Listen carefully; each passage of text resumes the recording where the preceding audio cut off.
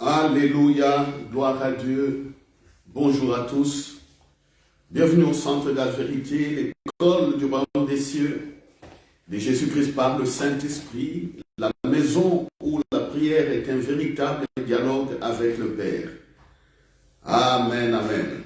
Une fois de plus, la joie est nôtre pour vous accueillir pendant ces temps d'exhortation, ces temps d'enseignement, ces temps de prédication, pour que nous comprenions les merveilles encore de la résurrection de Jésus-Christ, pour que nous marchions surtout par l'Esprit. Marcher par l'Esprit est le thème de cette nouvelle année. Nous l'avons eu le 31 décembre quand nous nous préparions à faire un culte de bénédiction, un culte de fin d'année pour annoncer aussi le bonheur, la grâce pour la nouvelle année. Le Saint-Esprit nous a dit de parler de la marche par l'Esprit.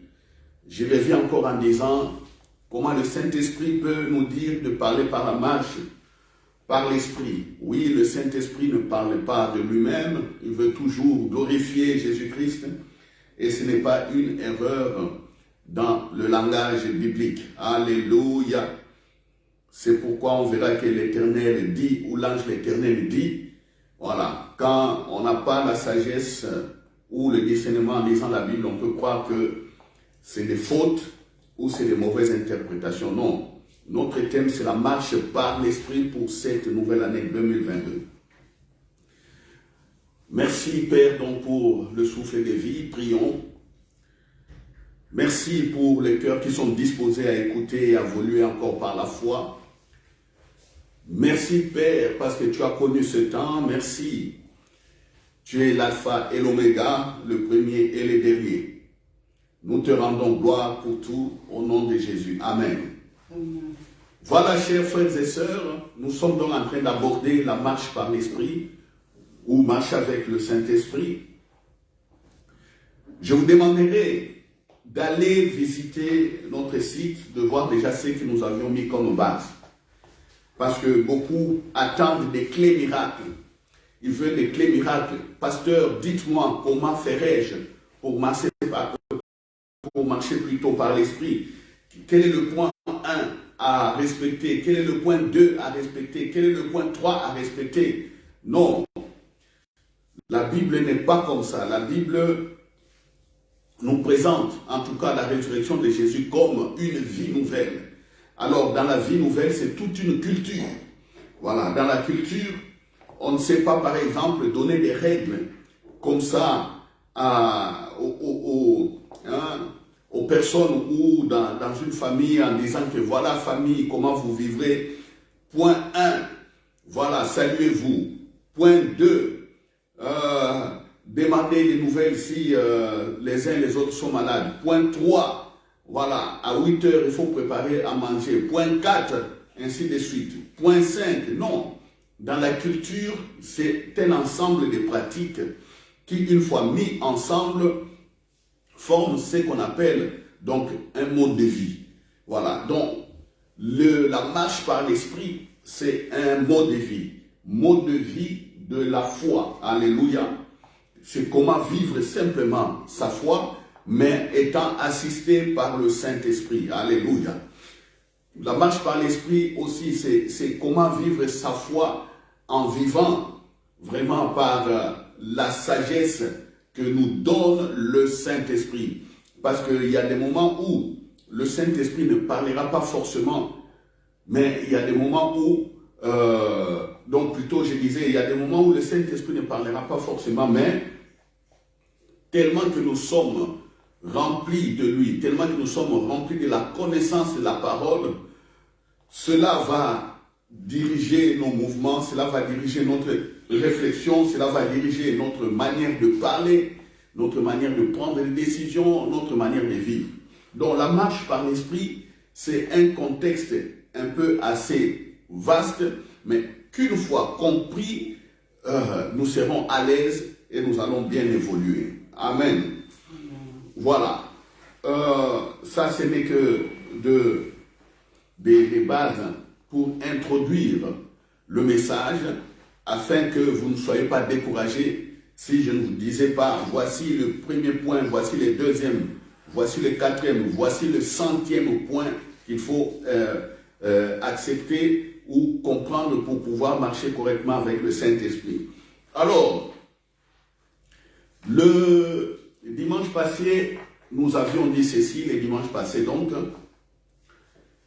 pour marcher par l'Esprit, en tout cas, il y a un point capital. Le point capital qu'il faut savoir, il faut reconnaître sa présence.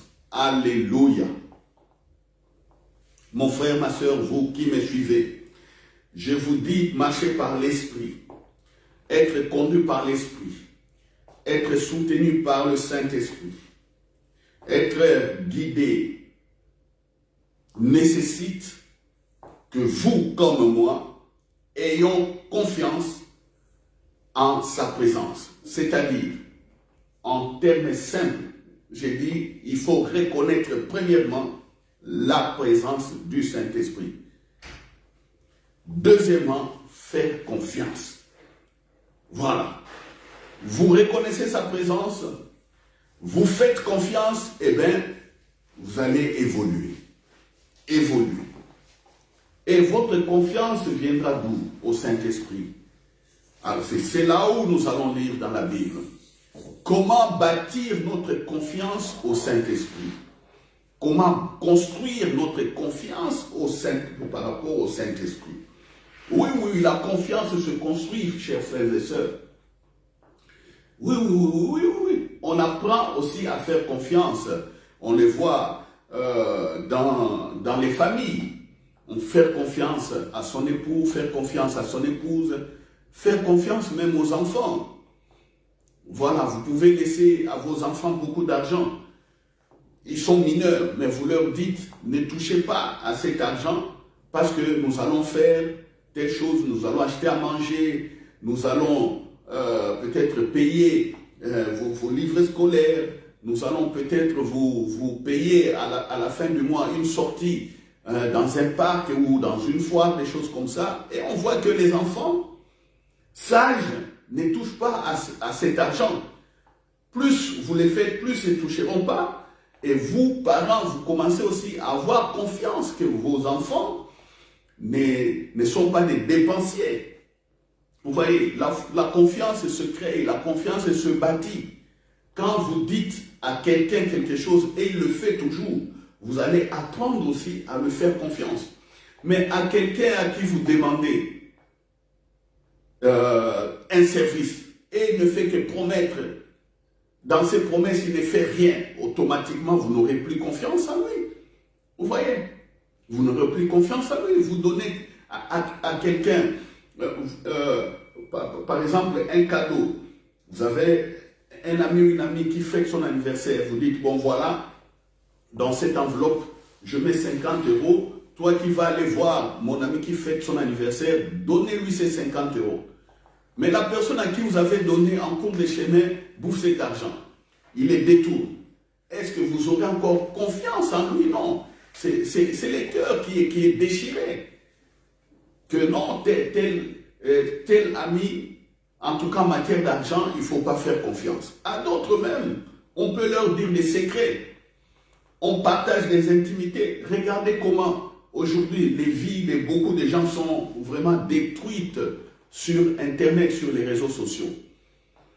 Une fille fera confiance à une amie, il lui montre par exemple des photos d'intimité, des choses comme ça. Cet ami-là va prendre ça, balancer sur Internet et c'est des scandales et des scandales et des scandales. Voilà, deux amis se parlent de certaines vérités ou des secrets comme ça, et puis cet ami-là ira balancer un autre sur les réseaux sociaux ou ailleurs, et puis ça fait des troubles et des déchirements. Donc, la confiance, comme je suis en train de dire, au Saint-Esprit se construit aussi. Se construit. Alors, comment construire sa confiance par rapport au Saint-Esprit? Et là, nous allons regarder dans la Bible.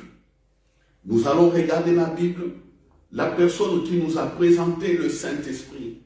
la personne qui nous a montré le Saint-Esprit et la personne qui nous a parlé de ce que le Saint-Esprit fera pour nous. Et on verra par la suite ce qui s'est passé. Je prends Jean, le livre de Jean chapitre 16, versets 31 à 33. Prenez le livre de Jean chapitre 16 ou Évangile de Jean, si vous voulez bien. Jean chapitre 16, versets 31 à 33.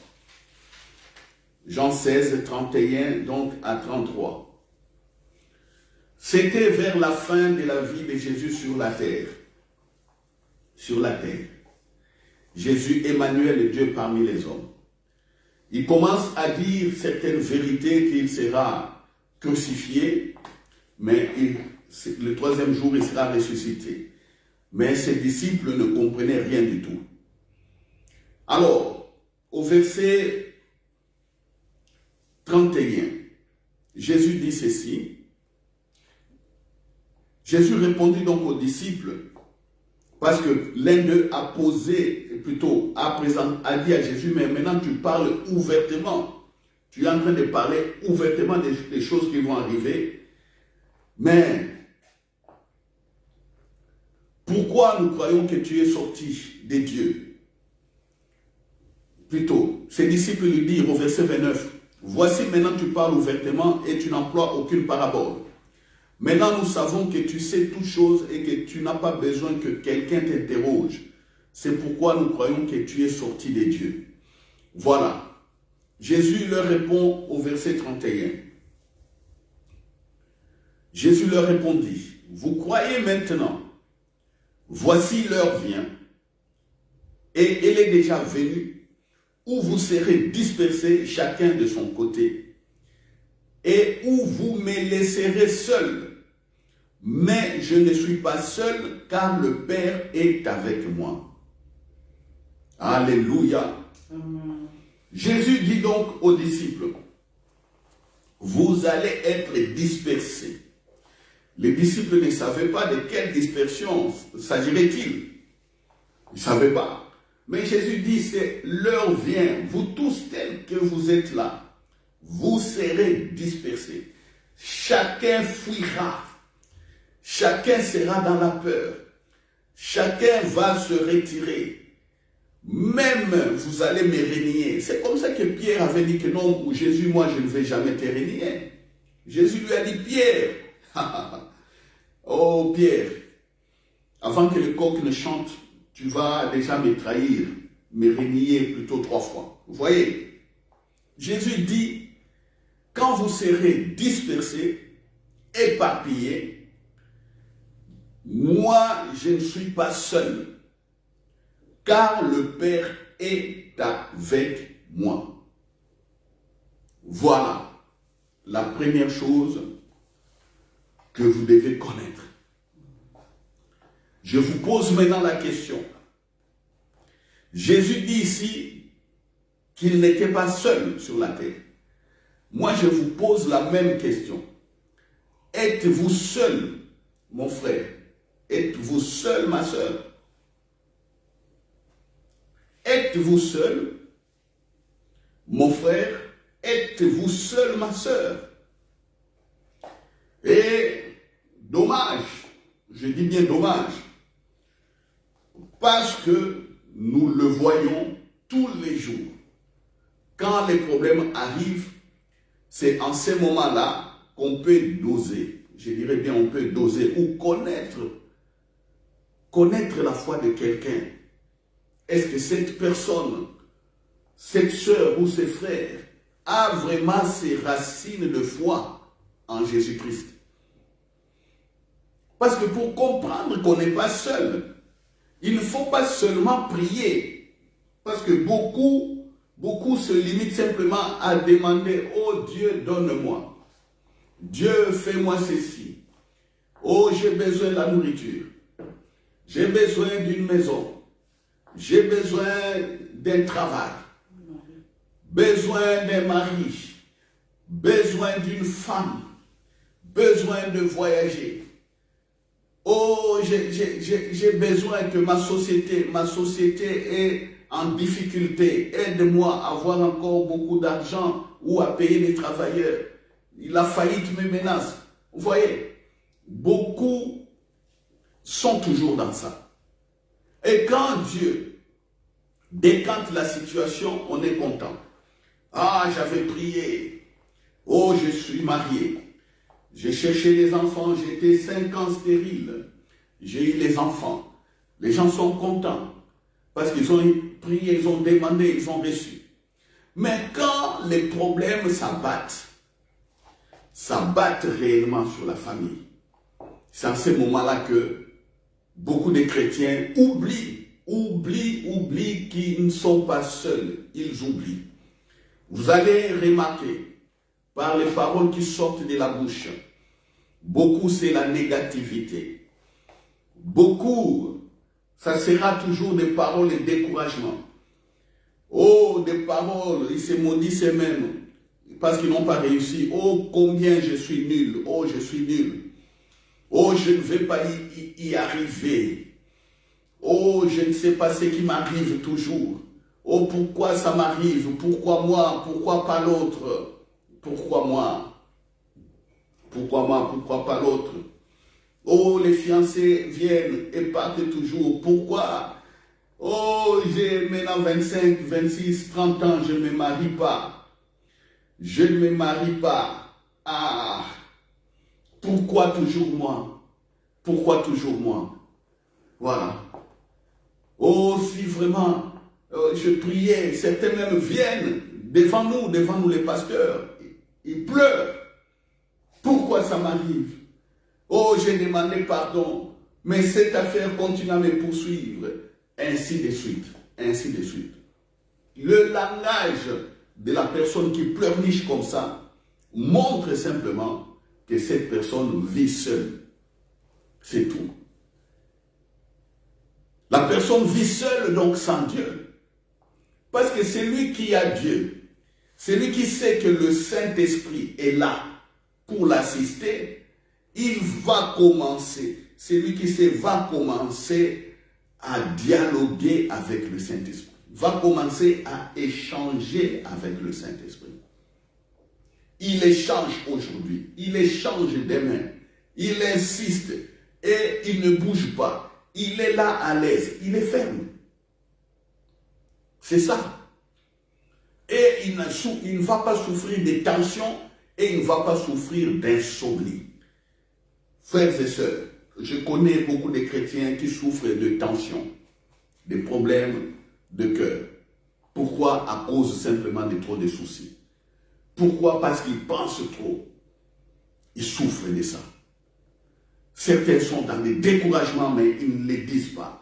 Ils les forcent. Mais non, mais non. Vous n'êtes pas seul. Le Saint-Esprit est là. Regardez Jésus. Jésus dit, c'était un moment difficile. Jésus savait et voyait que la persécution allait venir. Jésus dans toute sa gloire, mais incarné, il savait qu'on ne pouvait rien contre lui, mais les Écritures devaient être accomplies. Mais regarde, il dit, je ne suis pas seul. C'est pourquoi je vous dis, chers frères et sœurs, apprenez à faire confiance au Saint-Esprit dès maintenant. Amen. En disant que je ne suis pas seul. Amen. Je ne suis pas seul. Amen. Le Saint-Esprit est là. Amen. Parce que Jésus l'a dit. Alléluia. Amen. Deuxième raison, pourquoi pour commencer à faire confiance au Saint-Esprit. Deuxième raison. Je vous dis que nous sommes dans le royaume des cieux. Tout le monde a embrassé, je dirais, la foi chrétienne. Certains par ses parents, parce que les parents nous amenaient à l'église. Même si on ne comprenait pas, on était petits, voilà, nos parents nous amenaient à l'église. On a grandi, chacun a commencé à chercher un peu son chemin. Et aujourd'hui, Ah, on comprend qu'on est des enfants de Dieu. Selon Jean chapitre 1, verset 12-14. La Bible dit dans Jean, celui qui a cru en Jésus, Jésus la parole de vie, Jésus la lumière du monde, celui qui croit, Jésus lui donne le pouvoir d'être enfant de Dieu. Jésus a donné le droit d'être enfant de Dieu. Et plus tard, Nicodème, dans Jean chapitre 3, a dit à Jésus, toi tu viens du... Vraiment, on voit que Dieu est avec toi, parce que le miracle que tu fais, si Dieu n'était pas avec toi, en tout cas, ça n'allait pas arriver. Et Jésus dit, Maître Nicodème, tu ne peux voir que ces miracles que j'ai faits si tu es dans le royaume des cieux. Si tu es dans les présents... Alléluia.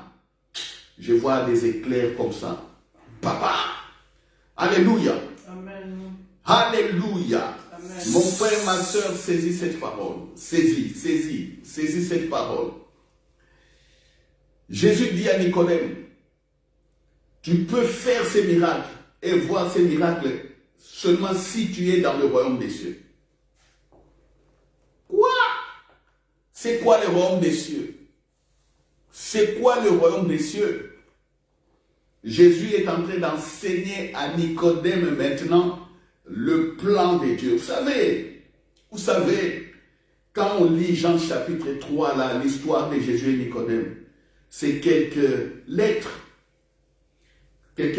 Mais Nicodème est venu la nuit rencontrer Jésus. Ils sont restés longtemps. Ils ont parlé longtemps. Ce que la Bible écrit ici, ce n'est qu'une partie des vérités que Jésus a données à Nicodème. Mais Nicodème commençait aussi à attendre le royaume des cieux.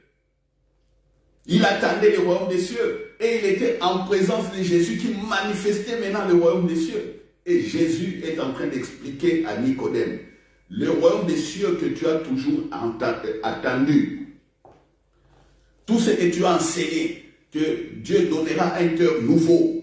Il va enlever le cœur de pierre, il va donner le cœur de chair. Tout ça, ça a été le débat entre Jésus et Nicodème. Et Jésus parle du règne, du royaume des cieux, la présence de Dieu sur la terre. Le retour de l'intimité de Dieu avec les hommes. C'était ça, la conversation de Jésus et Nicodème. Et Jésus dit à Nicodème, il faut être né dans ces royaumes. Il faut être né dans ces royaumes. Ces royaumes, il y a une naissance. Donc, je ne sais pas comment l'expliquer. Nous sommes dans ce monde. Mais quand on entre là-bas par une forme de naissance, et cette forme de naissance, c'est simplement avoir la foi en Jésus-Christ. Alléluia. Amen. Vous voyez, la Bible est profonde. La Bible, quand vous comprenez beaucoup de choses, ça deviendra facile pour vous, mon frère, ma soeur. Quand tu acceptes Jésus comme le Seigneur, comme le Sauveur, comme celui qui a manifesté la présence de Dieu sur la terre, comme celui qui est venu établir le lien entre vous et Dieu, c'est lui qui a restauré ce que Adam avait abîmé. Quand tu acceptes tout ça, tu es maintenant dans le royaume. Alléluia. Amen, amen, amen. Tu es dans le royaume. C'est ce qu'on appelle nouvelle naissance. Amen. Nouvelle naissance. Tu donnes ton cœur à Jésus et tu comprends ce qu'il a fait. Tu vis maintenant dans ce royaume. Alors, quand tu vis dans le royaume des cieux, la présence de Dieu qui est venue sur la terre, c'est une nouvelle vie. C'est une nouvelle vie qui est différente de nos traditions et de nos coutumes. Dans cette nouvelle vie, Jésus dit ceci. Jésus dit ceci. Jésus dit ceci. Par rapport à cela, le Saint-Esprit viendra habiter en vous et par rapport à cela, le Saint-Esprit va vous guider. Comment est-ce que Jésus l'a expliqué aux disciples? Ouvrez bien les oreilles, chers frères et sœurs. Ouvrez bien les oreilles ici. Comment est-ce que les disciples ont compris que le Saint-Esprit va les accompagner? Comment est-ce qu'ils ont compris? Ils ont vu Jésus opérer des miracles. Jésus a parlé du royaume des cieux. Et Jésus leur dit, demeurez fidèles, demeurez fermes. Et moi, je prierai le Père, il vous donnera un autre consolateur, il sera avec vous. Alors, il ne sera pas toujours avec vous, mais il sera aussi en vous et votre corps deviendra son habitation. C'est ce qu'il a dit. Si vous croyez en moi, le Père et moi viendrons faire notre demeure en vous. Ça, c'est les paroles d'assurance que Jésus a données. Mais regardez,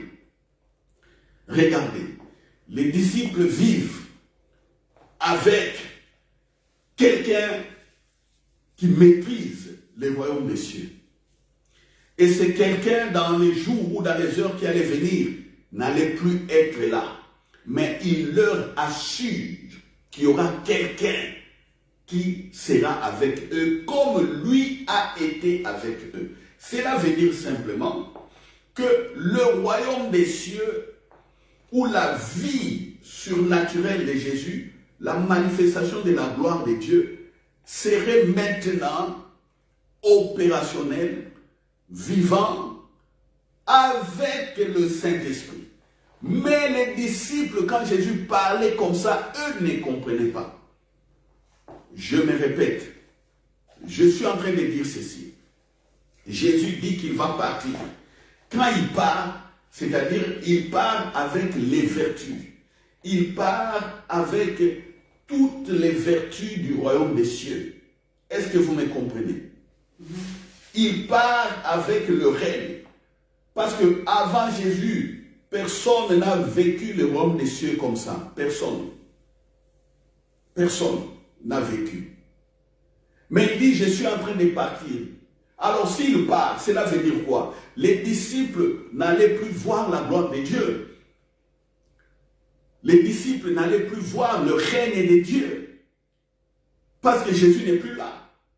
Mais Jésus dit, il y aura quelqu'un qui viendra après moi. C'est-à-dire le Saint-Esprit viendra. Alors, le Saint-Esprit est semblable à moi. C'est ce que Jésus dit. La Los Parakletos.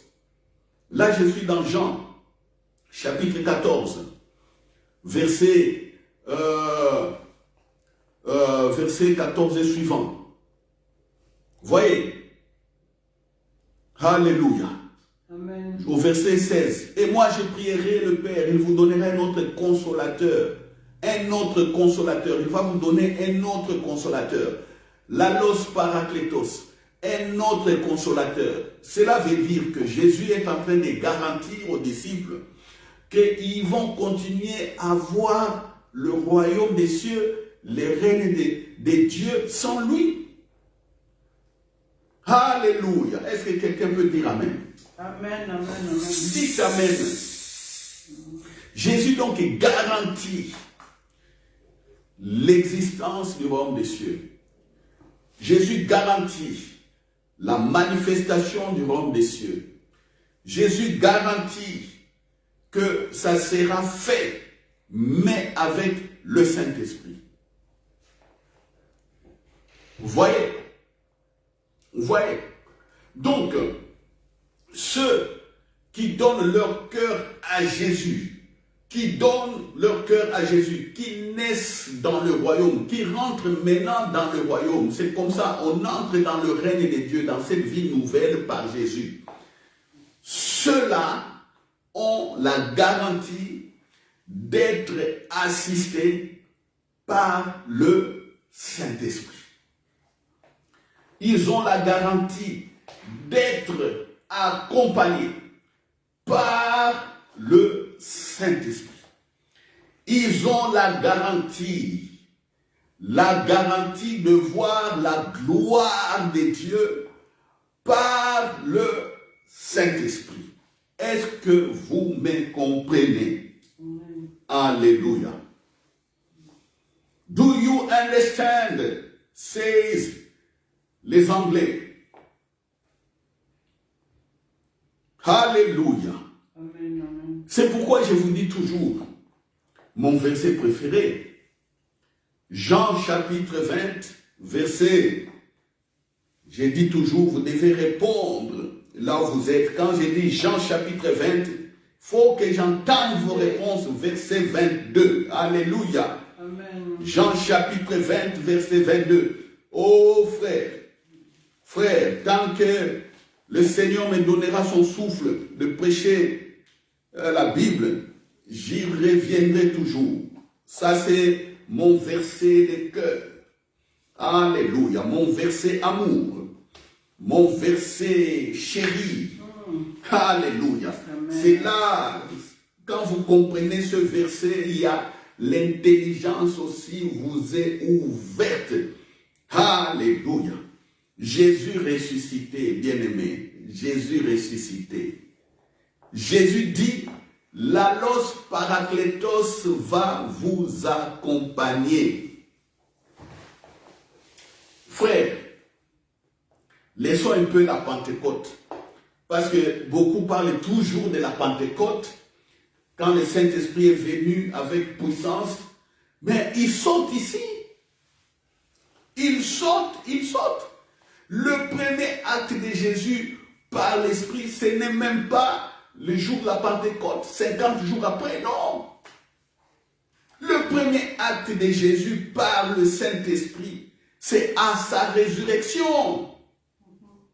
Oh frère, et ça j'ai grandi dans l'église, je n'ai jamais vu ça. Oui, Dieu nous a fait grâce, on a compris beaucoup de choses, on a fait beaucoup de choses, mais on sautait toujours cette vérité. Oh, pourtant, c'est la clé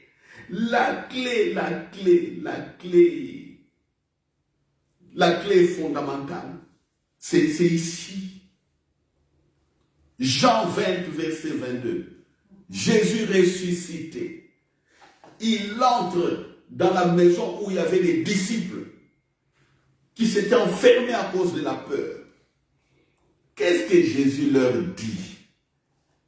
Que la paix soit avec vous. Ma paix, encore une fois, soit avec vous. Et il dit, comme le Père m'a envoyé, moi aussi je vous envoie. Après ces paroles, il souffla.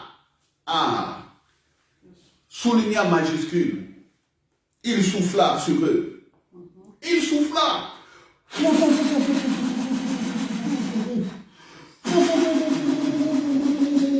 Il souffla.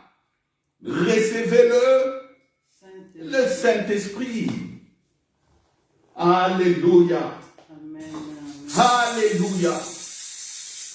Jésus n'a pas ramené des voitures. Jésus n'a pas ramené des maisons. Il n'a pas ramené des fiancés, ni des mariages. Il n'a pas ramené des guérisons comme ça. Il n'a pas ramené ça. Il n'a pas ramené, je ne sais pas quoi. La fortune, la richesse, tout ça. Non. Jésus ressuscité glorieux, dans la gloire.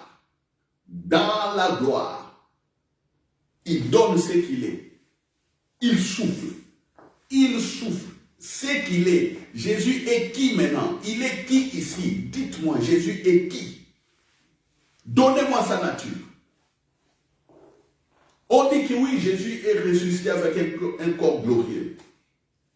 Ah mais est-ce que tu le vois? Est-ce que nous le voyons? Personne ne le voit, même. Mais je sais qu'il est ici. Je sais qu'il est ici. Dans sa gloire, on ne sait plus le voir. Il est esprit. Alléluia. Amen, amen. Et l'esprit ne peut communiquer que l'esprit sait qu'il a. Alléluia. Alléluia. Amen. Et c'est qu'il est. Il est esprit et il se communique lui-même. Il se communique dans les disciples. Alléluia. Amen. Voilà, le Saint-Esprit est là. Le Saint-Esprit est là. Le Saint-Esprit est là. Les résultats, c'est quoi? À partir de ces jours, Jésus a parlé pendant 40 jours. Il n'a parlé que du royaume des cieux pendant 40 jours. Il est maintenant en train de leur encourager en parlant du règne des dieux et avec le Saint-Esprit. C'est ça la vérité. C'est ça la vérité. Les 40 jours, prenons Actes chapitre 1. Vous allez dire, frère, qu'est-ce que tu dis là? Est-ce que c'est écrit dans la Bible? J'aime toujours, j'aime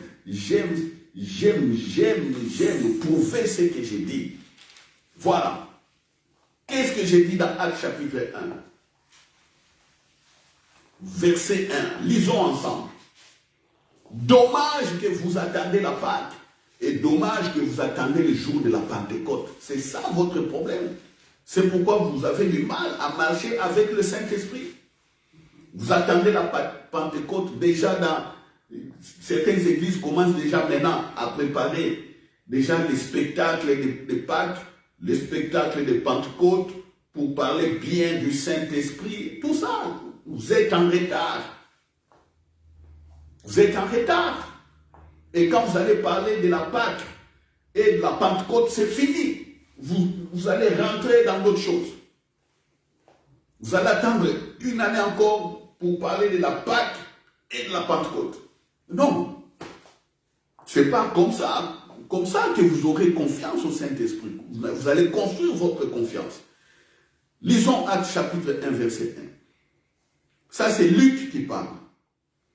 Il parle à Théophile, son ami. Théophile, j'ai parlé dans mon premier livre de tout ce que Jésus a commencé de faire et d'enseigner dès les commencements jusqu'au jour où il fut enlevé au ciel, après avoir donné ses ordres par le Saint-Esprit aux apôtres qu'il avait choisis. Oui, Jésus ressuscité, il donne les ordres par le Saint-Esprit. Ce n'est plus lui.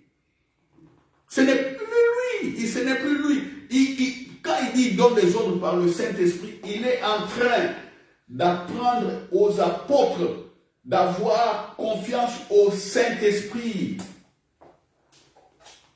C'est ça la vérité. Il donne des ordres par le Saint-Esprit. Jésus se retire,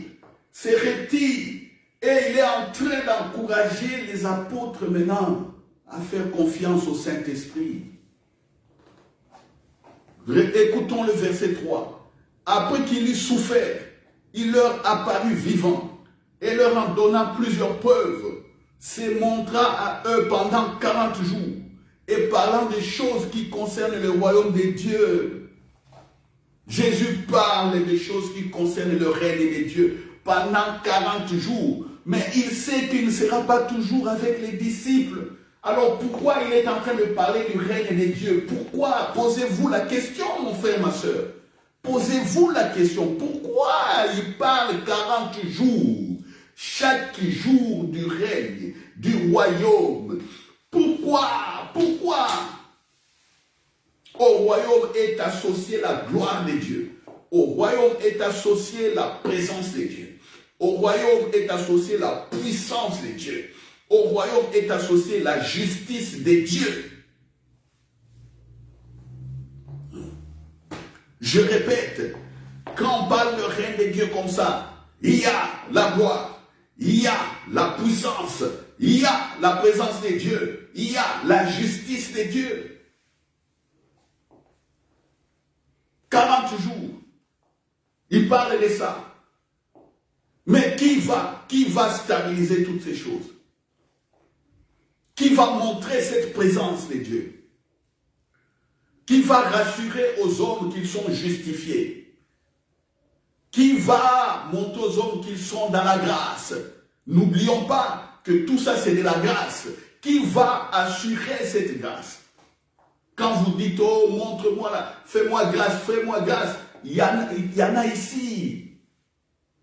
Jésus donc a mis les apôtres maintenant face au Saint-Esprit. Il leur dit de faire confiance au Saint-Esprit. Après 40 jours, voilà, il est élevé, il part. Il dit maintenant, attendez. Attendez maintenant, attendez le signal. Et le Saint-Esprit donnera le signal. C'est ce qui s'est passé le jour de la Pentecôte. C'était le début maintenant de la mission. Le début de la mission d'aller partout dans le monde. C'était ce jour-là. N'oubliez pas, à la chambre, à la maison où ils étaient enfermés, ils étaient simplement quelques disciples. Mais regardez, le jour de la Pentecôte, ils étaient à 120. Comment est-ce qu'ils se sont retrouvés d'un petit nombre à qui Jésus a soufflé, et puis plus tard, ils se retrouvent à 120 dans la chambre haute. Le travail a été fait pendant ces 40 jours. Ils étaient peu nombreux à la chambre, à la résurrection, quand Jésus souffle. D'ailleurs, Thomas n'était pas là ces jours-là. Thomas n'était pas là. C'est pourquoi il a refusé que Jésus était ressuscité. 8 jours après, Jésus revient. Et c'est ce jour-là qu'il a dit à Thomas, regarde, mets ta main ici, dans mes mains, et mets ton doigt dans mes mains, et mets ton doigt ici dans mon côté. Voyez, Thomas n'était pas là. Mais à la chambre haute, Thomas était là. Dans la petite maisonnette, un petit groupe simplement a reçu le Saint-Esprit. Mais à la Pentecôte, c'est les 120. Et ceux qui avaient reçu avant et les autres. Voilà, à 120. Et pour qu'ils soient à 120, pour qu'ils soient réunis à 120, Jésus a fait ce travail de mise en confiance pendant 40 jours. Les disciples qui étaient dispersés sont revenus. Alléluia. Amen, amen, amen. Ceux qui étaient dispersés à la résurrection sont revenus. Ils ont vu les maîtres. Ils ont vu les maîtres leur enseigner 40 jours le règne. Le règne. Donc, cela veut dire aussi, même le jour de la résurrection, quand il a soufflé sur eux, recevez le Saint-Esprit, tout ça ne concerne que le royaume, le règne. Le royaume des cieux. C'est pour vous dire, frère, qu'il faut faire confiance dès aujourd'hui au Saint-Esprit. Amen. Tout ce que j'ai dit, c'est pour vous ramener simplement à faire confiance au Saint-Esprit. Dans la présence de Dieu, sans la confiance et l'abandon entre les mains du Saint-Esprit, on est comme un commun des mortels. C'est pourquoi on va voir que sa vie avant Jésus n'a pas changé. Or, la vie dans le royaume des cieux est une vie nouvelle et tout le monde doit voir la gloire de Dieu au travers de vous. Alléluia. Amen, amen, amen. Oui, moi je vois la gloire de Dieu. Moi qui vous prêche, je vois la gloire de Dieu. Sinon, tel que je me connais, je n'allais pas prêcher cette parole. Je vois. J'ai vu des malades extrêmement être guéris en priant pour eux. J'ai vu des situations financières être débloquées par la puissance de Dieu. J'ai vu des stériles enfantés en priant pour eux. Certains même, j'ai prié pour eux, pour des femmes au téléphone. S'il vous plaît, au téléphone. Elles ont enfanté. J'ai vu des personnes avec des problèmes de dureté, des coudes qui n'avaient qui avait des problèmes d'écoute, j'ai imposé les mains. Un frère n'arrivait pas à bien écouter d'une oreille. Il est venu me voir, je l'ai imposé les mains, il a entendu un canon, paf, dans son oreille gauche. Depuis ce jour-là, son oreille entend bien jusqu'à aujourd'hui. J'ai vu ça. J'ai vu ça. Il me reste simplement à voir la résurrection des morts. Et voilà. Résurrection des morts et les aveugles et les sourds. Parler, c'est tout. J'ai vu l'oreille. Je n'ai pas encore vu les aveugles. Je n'ai pas encore vu un sourd. Et je n'ai pas encore vu résurrection des morts et un fou. Voilà. Je ne suis que là, j'attends. Mais je sais, je n'ai pas peur. Je n'ai pas peur. Je prierai pour les fous. Je prierai pour les aveugles. Je n'ai pas peur. Mais je sais que dans la présence de Dieu, de telles guérisons sont possibles. Pourquoi? Parce que le Saint-Esprit est là. Alléluia. J'ai déjà vu quelqu'un guéri du sida. Moi, j'ai prié pour une personne avec une parole prophétique. En plus, guéri du sida. Voilà. Je vois la gloire de Dieu. Qu'en est-il de vous? Et vous maintenant, mon frère, ma soeur, vous maintenant, vous. Le Saint-Esprit est là. Le règne est là. Jésus nous encourage. Il a encouragé les disciples. Et aujourd'hui, je suis en train de vous encourager de faire confiance au Saint-Esprit. C'est cela aussi la marche avec l'Esprit. Comment tu vas marcher sous la conduite, la direction, la bénédiction du Saint-Esprit si tu ne le fais pas confiance, si tu ne sais même pas qu'il existe? Là où tu es, tu ne sais même pas que ton corps est le temple du Saint-Esprit. Hein? Vous qui aimez toujours, quand on prie pour vous, il faut toujours onction d'huile, onction d'huile, onction d'huile. C'est comme si de l'huile a beaucoup plus d'importance que votre corps. Vous voyez les erreurs. Vous voyez les erreurs. Votre corps est beaucoup plus important que l'huile que vous touchez pour mettre sur les gens. Votre corps suffit. Votre parole de foi suffit pour guérir les gens. Alléluia. Amen. Alléluia. Amen. Oui, c'est pourquoi quand on regarde dans la Bible, on ne voit pas Jésus faire de l'onction d'huile. Même si ses disciples le faisaient, Jésus n'a pas interdit. Frères et sœurs, je ne vous interdis pas de faire de l'onction d'huile. Comprenez-moi bien, je n'interdis pas et je ne suis pas contre cela. Est-ce que vous me comprenez? Je ne suis ni contre et je n'interdis. Non, je suis en train simplement de vous dire, grandissez en sagesse, grandissez en intelligence. Le Saint-Esprit est là. Votre corps vous suffit. Votre corps vous suffit. Votre corps est saint. Votre corps est saint. Alléluia. Je vous relis 1 Corinthiens chapitre 3 verset 16. 1 Corinthiens chapitre 3 verset 16. Ne savez-vous pas que vous êtes le temple de Dieu et que l'Esprit de Dieu habite en vous? Si quelqu'un détruit le temple de Dieu, Dieu le détruira, car le temple est saint et c'est ce que vous êtes. Paul dit ici, nous sommes des saints. Alors, entre toi et l'huile qui vient des olives ou des palmiers, je ne sais pas où, qu'est-ce qui est important? Vous pensez quand vous touchez l'huile et puis l'huile va faire je ne sais pas quoi?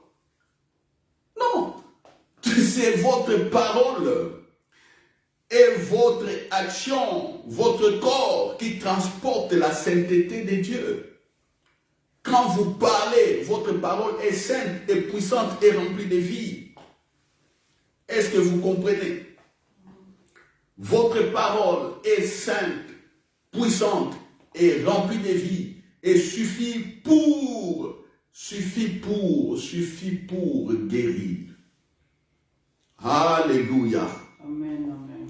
Alléluia. Amen. Oh, je me rappelle d'une sœur qui souffrait de perte de sang pendant 13 ans. Je l'ai dit toujours. J'ai dit toujours ce miracle que j'ai vu. Une sœur qui souffrait de perte de sang pendant 13 ans. Après m'avoir vu, elle s'est mise à genoux. J'ai dit, mets-toi à genoux pour prier. Je voulais prier pour elle.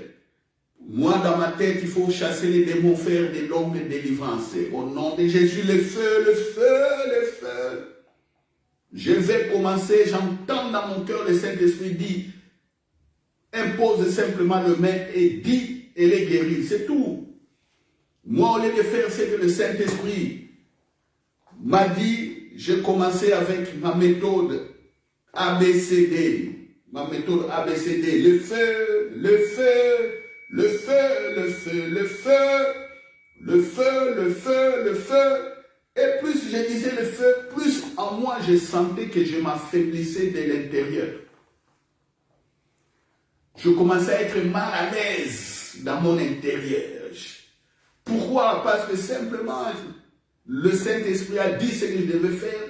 Moi, je refuse, je blasphème. J'étais en train de blasphémer contre le Saint-Esprit. Parce qu'il a parlé, j'ai refusé de lui obéir.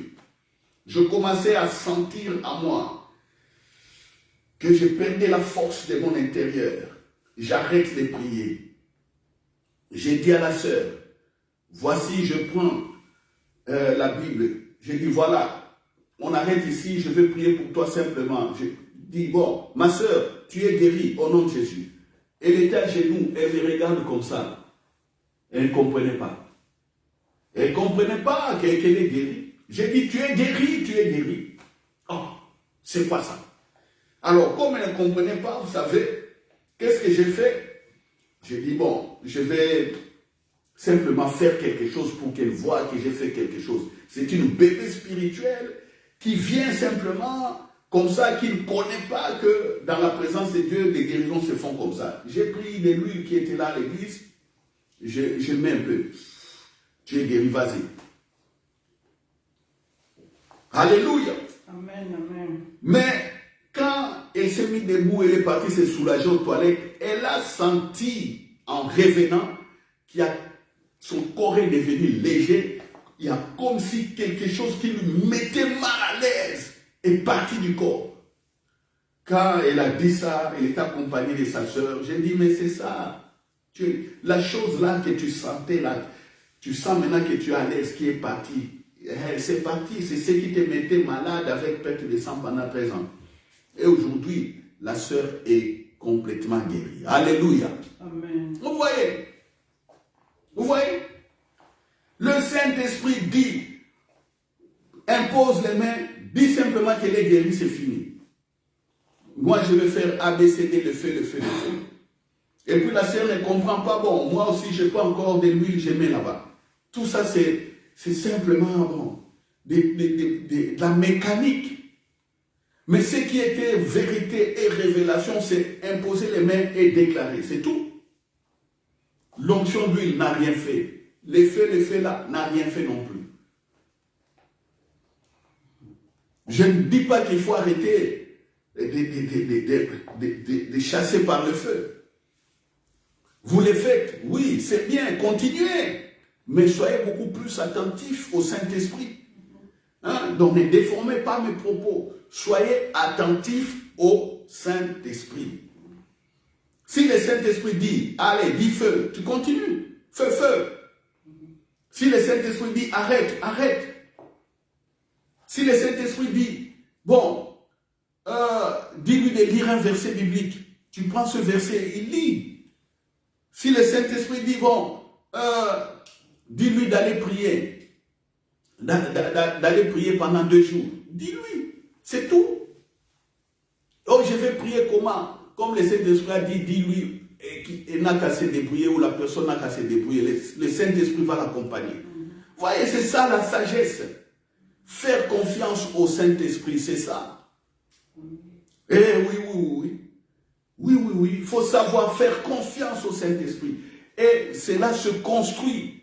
Donc, c'est ce que je vous dis. À partir d'aujourd'hui, Jésus a dit que je ne suis pas seul. Jésus a expliqué aux disciples de faire confiance au Saint-Esprit. Prenez ces paroles de Jésus. Commencez à faire confiance au Saint-Esprit. Le matin, quand vous vous réveillez, sachez que le Saint-Esprit est là. N'est-ce pas que notre grand frère Béline disait « Bonjour Saint-Esprit ». Oui. Est-ce que tu peux dire bonjour au Saint-Esprit? Oui. Bonjour Saint-Esprit. Merci pour la vie, merci pour ton accompagnement, merci pour le soutien. Je suis attentif.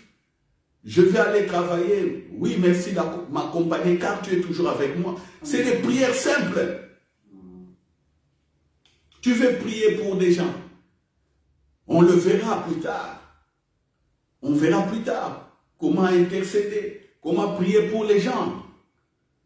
Mais pour aujourd'hui, il était question de faire confiance. Croyez que le Saint-Esprit est là. Célébrez le Saint-Esprit. Oui, on dit qu'on ne peut pas adorer le Saint-Esprit si il est Dieu. Quand tu dis Saint-Esprit, je t'aime. Oh, tu es grand, tu es puissant. Ça, ce n'est pas une adoration. Il faut être délivré des choses rigides. Non. La vie de l'esprit, c'est une vie de liberté. Amen. Alléluia. Amen. Tu dis, Saint-Esprit, je t'aime. Saint-Esprit, tu es grand. Oh, ta grandeur, nul n'est comme toi. Je sais, Jésus m'a dit par rapport à toi que tu es Allos Parakletos. Je te fais confiance. Oh, c'est toi qui es mon leader. C'est toi qui tiens ma vie maintenant. Quand tu dis comme ça, est-ce que tu es en train de blasphémer? Mais voilà. Voilà. Soyez libres, frères et sœurs. Soyez libres. Soyez libres.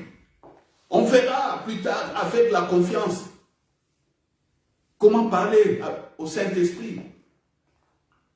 Vous pouvez parler au Saint-Esprit comme vous parlez à votre ami, à votre papa, à votre maman, à votre enfant.